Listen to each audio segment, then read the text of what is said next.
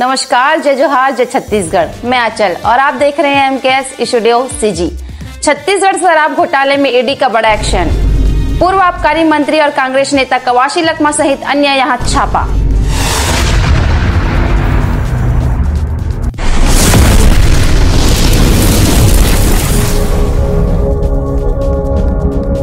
छत्तीसगढ़ में कांग्रेस नेताओं के यहां प्रवर्तन निदेशालय ईडी की छापेमार कार्यवाही जारी है।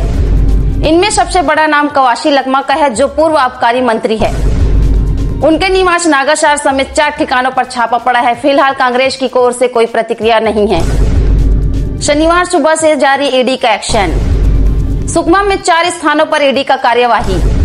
बड़ी संख्या में CRPF जवानों की तैनाती। छत्तीसगढ़ में परिवर्तन निदेशालय ईडी का बड़ा एक्शन देखने को मिला है।